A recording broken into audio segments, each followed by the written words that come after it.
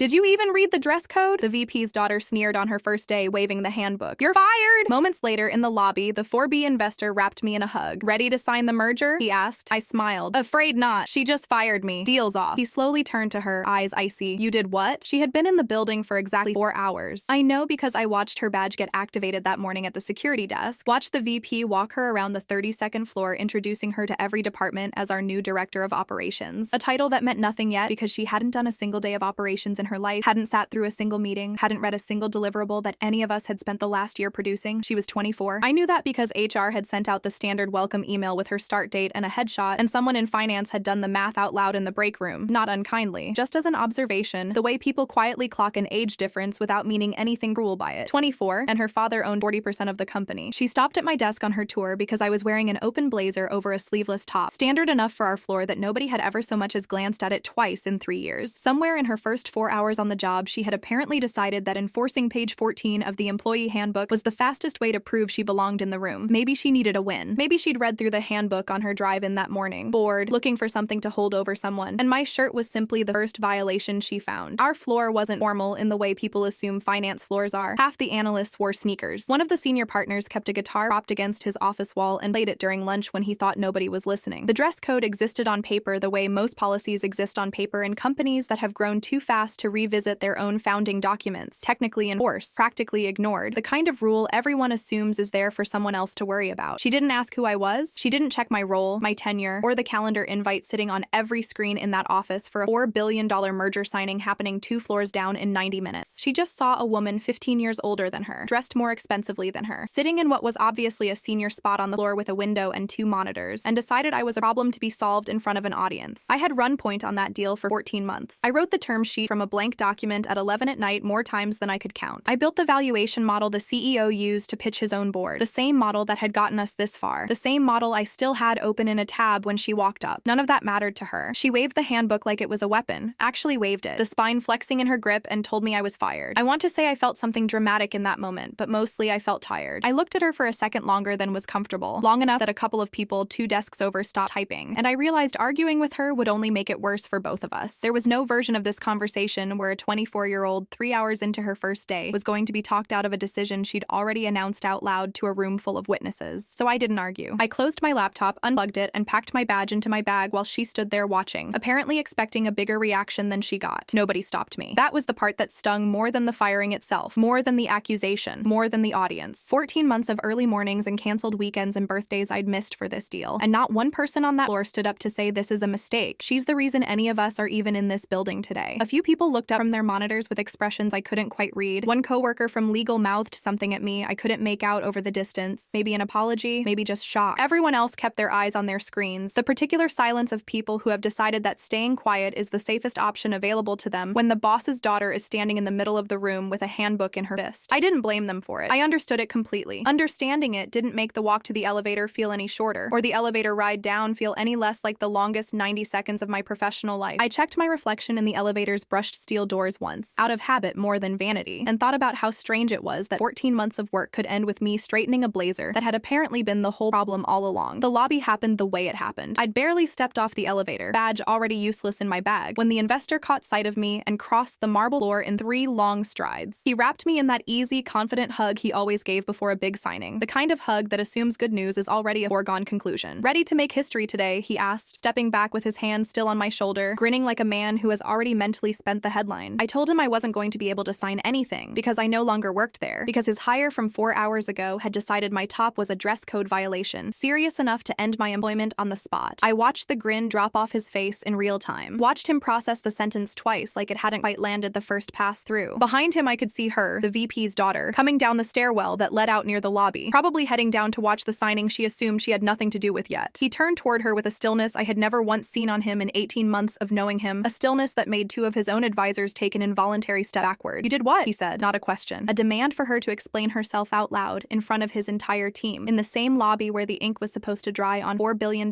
in less than an hour. I didn't stay to watch the rest of it. There was nothing left for me in that lobby. No version of the scene where staying made me look like anything other than a woman waiting to be rescued, and I had promised myself a long time ago that I would never be that woman in front of a room full of people who worked for men like him. I walked past the security desk, past the revolving doors, out into a parking garage that smelled like exhaust and cold concrete. Street and sat in my car for exactly 1 minute doing absolutely nothing before I turned the key. Not crying, not making calls, just sitting there letting my hands stop shaking before I trusted myself to drive. My phone buzzed twice while I sat there, both times a number I didn't recognize, and both times I let it go to voicemail without looking at it. Whatever was happening in that lobby now that I'd left, it wasn't mine to manage anymore. I'd spent 14 months managing every detail of that deal, down to the font size on the closing documents. For 1 minute, sitting alone in a parking garage with the engine still off, I let myself manage absolutely nothing at all. The radio was playing something forgettable on the way home, and I remember being grateful for that. Grateful for anything that wasn't my own thoughts filling the car. I kept replaying the look on her face when the handbook came out. The absolute certainty in it, like she'd rehearsed the line in the mirror that morning. Did you even read the dress code? As if page 14 was the most important document either of us had touched all year, the calls started before I even got my shoes off in the entryway. The CEO first, his name lighting up my phone screen before I'd made it to the kitchen. Voice tight and clipped in a way I'd only heard once before, during the due diligence scare 8 months earlier when we thought we'd lose the whole deal over a discrepancy in the target company's books. What exactly happened in that lobby, he wanted to know. And underneath the question, I could hear something closer to panic than curiosity. I could hear other voices behind him too, someone talking fast and low, the sound of a room that had gone from celebratory to chaotic in the space of about 90 seconds. I told him plainly. His new director of operations, 4 hours into her first day, had fired me on the floor in front of witnesses over a dress code violation that had never once been an issue in 3 years, and the investor had found out about it in the worst possible way, in the worst possible place, 90 minutes before he was supposed to sign a $4 billion merger. The CEO went quiet on the other end for long enough that I checked to see if the call had dropped. It hadn't. He was just absorbing it. Then legal called. A junior associate who I liked well enough, but who clearly hadn't been told anything beyond call her and find out what happened, ask careful questions, don't commit to anything. He asked a series of questions that all circled the same point without ever quite landing on it directly. Had I received formal termination paperwork? Had HR been involved at any stage? Had the decision been documented anywhere before it happened? I answered everything honestly because I had nothing to hide and no reason to protect anyone who hadn't bothered to protect me an hour earlier. Then a number I didn't recognize lit up my screen. A number with an area code from 3 states over, and something in me already suspected who it was before I answered. It was the investor. I could hear noise behind him, a hallway full of people, someone saying his name twice trying to get his attention. The particular chaos of a room full of very expensive lawyers trying to figure out what had just derailed their morning without anyone actually saying the words out loud. He asked me one question, and he asked it slowly, like he wanted to be sure I understood he already suspected the answer. Who authorized the termination? I told him the truth, because there was no version of this where lying protected me, and every version where the truth did. Nobody did. I said, she doesn't have hiring authority. She has a handbook and 4 hours of tenure, and an attitude that told her she didn't need to check either one of those things before she opened her mouth in front of half the floor. He went quiet for a moment, long enough that I genuinely thought the call had dropped a second time. When he spoke again, his voice had changed entirely. The confident ease from the lobby replaced by something sharper, more deliberate. The voice of a man doing math in his head in real time. Interesting, he said, because the clause naming you as lead on this deal is the reason we agreed to the valuation in the first place. I actually laughed, a short, disbelieving sound, because for a second I thought he was joking. He wasn't. He read the clause back to me, word for word, language I had drafted myself over a year earlier during the initial term sheet negotiations and had genuinely half forgotten existed, buried on page 17 of a document that had gone through 11 rounds of revisions before anyone signed off on it. Change in personnel involving named key personnel triggers automatic renegotiation of terms, effective immediately upon notice. I had written that clause as insurance, back when I was worried about my own health, about the possibility of an accident or an illness pulling me out of the deal at the worst possible moment, about the company being able to walk away clean if something happened to me that wasn't my fault. I had never once imagined it would be triggered because a 24-year-old with a handbook decided my shirt was a fireable offense. The clause didn't care about intent. It only cared about the fact pattern, and the fact pattern was simple. I had been terminated. I was named personnel. The deal, as written, was no longer the deal anyone had agreed to. 3 days of silence followed that call. 3 days where I didn't hear from the company at all. Not a single email, not a single check-in, nothing. I spent the time the way anyone might after being publicly humiliated and then abruptly unemployed. I slept longer than I had in over a year. I cooked actual meals instead of eating at my desk between calls. I turned my phone to do not disturb for stretches of 6 and 7 hours at a time and didn't feel a single flicker of guilt about it. On the 4th day, an email arrived, forwarded from legal with a subject line that gave nothing away. Inside was a formal notice informing me that the merger had been paused, not canceled. Paused, pending my reinstatement, the language deliberately bloodless in the way legal documents always are when the stakes underneath them are enormous. It wasn't a request, it was a condition, spelled out in terms that left no room for negotiation on their end, because there was no negotiation left to have. The clause had already done the negotiating for me. The VP called me himself that afternoon, not through an assistant, not through legal. His own number on my screen for the first time in the entire 14 months I'd worked under him. His voice was nothing like the man who had spent the morning smiling as his daughter walked the floor, introducing herself to department heads like she already owned a piece of the building. This voice was quieter quieter, more careful, a man choosing every word with the awareness that he had very little leverage left to work with. He didn't apologize first. That told me something. He opened instead with the business case, the numbers, the stock movement that had already started the moment word leaked that the signing had been delayed without explanation. He needed me back before Friday, he said, or the deal his entire company was staking its next decade on would collapse under a clause I had written to protect myself during a routine negotiation, never once imagining it would end up protecting me from his own daughter. I let him talk for a while without interrupting. There is a particular satisfaction in silence when someone who has never once had to ask you for anything is suddenly asking you for everything, and I wanted to sit in that silence a little longer than was strictly necessary. When he finally ran out of numbers and started repeating himself, I told him I'd think about it, and I hung up first, something I had never once done to him in 14 months of working there. Then, I sat in my kitchen and let myself smile for the first time since the handbook came out. I want to say I made him wait out of pure strategy, but the truth is more complicated than that. Part of me genuinely didn't know what I wanted. Reinstatement felt small, almost insulting, like accepting an apology for something that had never really been apologized for. But walking away entirely meant walking away from 14 months of work I still believed in. A deal that would save thousands of jobs if it closed. Jobs belonging to people who had nothing to do with a handbook or a dress code or a 24-year-old proving a point on her first day. My sister called that evening, the way she always did when she sensed something was wrong before I'd said a word about it. I told her everything. The handbook, the lobby, the clause, the silence, the sudden phone call from a man who had never once bothered to learn my direct extension in 14 months. She listened without interrupting until I was done, and then she asked the only question that actually mattered. What do you want them to understand, she said, not what do you want them to give you. That question sat with me longer than I expected. By the next morning, I had an answer, and it wasn't a number. I called the CEO back and told him I would return, but not as an employee walking back into the same role under the same terms that had allowed a 24-year-old with zero experience to end my career on a whim in front of witnesses. I wanted a meeting with the full board, not a phone call, not a quiet reinstatement handled through HR paperwork designed to make the whole incident disappear as quietly as possible. I wanted terms, and I wanted them documented in writing before I set foot back in that building. The board meeting was scheduled for 2 days later. I walked in wearing the exact same blazer I had been fired in, the same sleeveless top underneath it, a choice that wasn't subtle and wasn't meant to be. Every person at that table had seen the internal memo by then, had heard some version of the story secondhand, and I wanted there to be no ambiguity about which version was true. The chairman opened with an apology, careful and clearly rehearsed, the kind of statement that had probably been drafted and revised by 3 different lawyers before anyone said it out loud, full of phrases like deeply regrettable and falls short of our values, language engineered to sound sincere without actually committing to anything specific. I let him finish before I spoke, watching the rest of the board watch him, several of them nodding along in the particular way people nod when they want to be seen agreeing without having to say anything themselves. I told them plainly that an apology without consequence was just a delay tactic, a way of buying goodwill without actually changing anything about the structure that had allowed this to happen in the first place. I told them the real problem wasn't one 24-year-old with a handbook. The real problem was a room full of experienced adults who watched it happen and said nothing, who let a founder's daughter walk onto a floor she had never worked a single day on and immediately start making unilateral decisions about people who had built the company she was inheriting. Nobody in that room disagreed with me out loud. A few looked at their hands. One board member, older, silver-haired, the kind of man who had clearly sat through decades of meetings exactly like this one, finally said what none of the others were willing to. She's right, he said. We let this happen because it was easier than telling him no. I laid out my terms after that, not aggressively, just clearly, the way I'd laid out every term sheet for 14 months. Full reinstatement at a salary reflecting what the market actually paid for someone with my experience, rather than what the company had been comfortable paying a woman who never once asked for more. A formal written policy clarifying exactly who held hiring and termination authority within the organization, closing the exact loophole that had let an untrained new hire fire a senior employee within hours of walking through the door. And a public statement, not a quiet internal memo, acknowledging what had actually happened and why the deal had been paused, because I was done letting my own professional history be rewritten into something vague and forgettable, simply because the truth was inconvenient for the family whose name was on the building. The chairman looked at the VP before answering, and the VP, to his credit, nodded first. Done, the chairman said, and one by one the others followed. When it came time to sign, the VP was the last one to add his name, his pen hovering over the page for a beat longer than everyone else's had. My first day back was nothing like my first day fired. I walked onto the floor at 9 in the morning, badge reactivated, and the silence that greeted me was a completely different kind of silence than the one that had followed me into the elevator 2 weeks earlier. This silence had weight to it, the particular quiet of a room full of people who had all heard some version of the story, and were now recalibrating in real time what it meant that I was standing there again, dressed the same way I always had, like nothing about me had ever needed to change. The coworker from legal was the first person to actually get up from her desk and cross the floor to me. No hesitation this time. She didn't apologize for the day I was fired, and I appreciated that she didn't, because there was nothing for her personally to apologize for. She'd been 3 desks away, powerless to do anything that would have changed what happened. Instead, she just said, "Welcome back," and squeezed my arm once and went back to her desk. And that small, uncomplicated gesture did more for me that morning lying than any of the board's formal statements had. The VP's daughter was still employed, technically. Word had moved through the building the way word always does, faster and more accurately than any official memo, that her role had been quietly redefined the same week the board signed my terms. She was no longer director of operations. She had been moved into a junior position in the research department, several floors down from where the actual decisions got made. A demotion dressed up in language soft enough that nobody had to call it what it was in writing. I saw her for the first time about a week after my return, in the elevator of all places, the same elevator I had ridden down in with my badge deactivated and my career apparently over. She got in one floor after me, saw me standing there, and I watched something complicated move across her face, somewhere between recognition and the particular discomfort of a person realizing the consequence they assumed would never actually arrive had in fact arrived. She didn't say anything at first. Neither did I. The elevator moved between floors in a silence that felt much longer than it actually was. Finally, she spoke, quietly, not looking directly at me. "I didn't know who you were," she said, as if that had ever been the actual problem, as if the issue had been a failure of information rather than a failure of basic professional restraint. I told her, as evenly as I could manage, that not knowing who I was had never been the thing that got her demoted. What got her demoted was firing someone on the spot in front of witnesses over a clothing choice, without pausing for a single second to consider that maybe, just maybe, a woman sitting in a senior spot with 2 monitors and a window seat had earned the right to be asked a question before being handed a verdict. She didn't have a response to that. The elevator doors opened on her floor before she could find one, and she stepped out without looking back, and I let the doors close behind her without saying anything further, because there was genuinely nothing further that needed saying. The merger closed formally 3 weeks after my reinstatement, the terms slightly less favorable than the original agreement had been, a fact the investor was careful to point out more than once during the closing calls, not unkindly, just factually, the way a man points out that a delay always has a cost attached to it somewhere. During the final call, with lawyers from both sides listening in, he made a point of asking me directly, on the record, whether I felt the revised terms were fair given everything that had happened. I told him they were fair given the circumstances, which wasn't quite the same thing as fair outright, and he seemed to appreciate the distinction enough to let it go without pushing further. I understood the cost either way. I had cost the deal time and leverage simply by existing as a person who could be fired over a dress code interpretation, and there was no version of the story where that delay came free. But the deal closed. Thousands of jobs that had spent 2 weeks in genuine uncertainty were secure again, and that mattered more to me in the end than a few points of valuation we'd lost along the way. The CEO called me into his office the week after closing, ostensibly to discuss integration planning for the newly merged entity, but I could tell within the first few minutes that integration planning wasn't actually why I was there. He kept glancing at a folder on his desk that he hadn't opened yet, the kind of tell a man develops when he's rehearsed a conversation in his head and isn't fully committed to having it out loud. Eventually, he just said it. He asked whether I'd consider taking on a broader role, something with more formal authority over hiring and personnel decisions across the organization. Not because the board was trying to buy my silence, he said, though I suspected that was at least partially true, but because the last 6 weeks had made painfully clear that the company had no real structural safeguard against exactly what had happened to me happening to someone else with less leverage to fight back. I told him I'd think about it, the same 3 words I'd said to the VP 2 weeks earlier, and watched him absorb the fact that those words meant something different coming from me now than they had meant from anyone else in that building in a very long time. I took the role. It came with a title vague enough to mean almost anything on paper, but in practice it meant I now sat in every hiring committee meeting above a certain level, and I had formal sign-off authority on any termination involving senior staff, a safeguard that hadn't existed in any real form before my own termination had exposed exactly how badly it was needed. The irony wasn't lost on me. I had been fired specifically because no such safeguard existed, and now my entire job was making sure it existed for everyone who came after me. The first few months were unremarkable in the way that meaningful structural change often is. I sat through committee meetings. I reviewed policies that had clearly been written decades earlier and never revisited. I flagged 3 separate instances across different departments where a manager had made a personnel decision without the documentation the new policy required, none of them as dramatic as what had happened to me, but all of them evidence of the same underlying problem, the same casual willingness to let authority substitute for actual process. The VP and I settled into something that wasn't quite friendship, but wasn't quite the strained politeness of the first few weeks either. He'd learned in his own way from what happened. I noticed it in small things, the way he now paused before introducing a new hire to the floor, the way he'd started asking me directly for input on decisions he would have once made unilaterally without a second thought. I didn't think he'd fundamentally changed as a person. I thought he'd simply learned, the expensive way, that certain mistakes came with a bill attached, and he had decided he didn't want to pay that particular bill twice. His daughter, for her part, stayed in research. I heard through the usual channels that she was doing competent, unremarkable work, nothing that suggested either dramatic growth or continued entitlement, just the slow, humbling process of actually learning a job from the ground up instead of being handed authority before she'd earned a single day of it. I never sought her out, and she never approached me again after the elevator. Our paths crossed occasionally in the building the way anyone's paths cross in a building with thousands of employees. Brief and unremarkable, nothing more. 6 months into the new role, a situation arose that tested the entire framework I'd helped build. A department head, someone with almost a a decade of tenure, wanted to terminate a junior employee over what he characterized as an attitude problem, a phrase vague enough to mean almost anything. The exact kind of vague authority the new policy was specifically designed to catch before it caused damage. The termination request landed on my desk for review, as the policy now required for anything above the most junior level. I pulled the employee's file. Strong performance reviews across the board, no documented incidents, no prior warnings, nothing beyond the department head's own characterization of an attitude problem that seemed to have surfaced only after the employee had pushed back, appropriately and professionally, on an assignment that fell well outside her actual role. It was, in miniature, almost exactly what had happened to me, except this time there was a process standing between one person's frustration and another person's livelihood. I called the department head in for a conversation before approving anything. He was defensive at first, arms crossed before he'd even sat down, the way people often are when a decision they assumed was theirs alone to make gets questioned by someone with actual authority to question it. He kept repeating the phrase attitude problem, like saying it a third time would make it more substantive than it had been the first two. I asked him plainly what specific documented behavior justified termination. He mentioned a meeting where she'd pushed back on being asked to cover a project outside her job description, said she'd been, in his words, not a team player about it. I asked him whether pushing back professionally on an assignment outside her role was actually against any policy, or whether it was simply inconvenient for him personally. He didn't have an answer for that. I pulled up her file on the shared screen between us, walked him through 8 consecutive quarters of strong reviews, 0 prior warnings, nothing in writing anywhere that supported the narrative he'd walked in with. He got quieter as I went through it, the defensiveness draining out of him the same way I imagined mine must have drained out of me the day a handbook got waved in my direction. By the end of the conversation, the termination request had been withdrawn, replaced instead with a formal documented conversation about expectations on both sides, the kind of process that should have existed for me and never had. He left my office looking like a man who had learned something he hadn't wanted to learn about himself. The junior employee never knew how close she'd come to losing her job over nothing more than one manager's bruised ego. She never needed to know. I closed the file, marked it resolved, and moved on to the next item on my desk, which was, as it turned out, a request I hadn't expected to see land in front of me at all. It was a promotion request for her, the VP's daughter. Her research manager had submitted it, citing 8 months of solid, improving work, a case that was, on paper, entirely legitimate. She'd earned it the slow way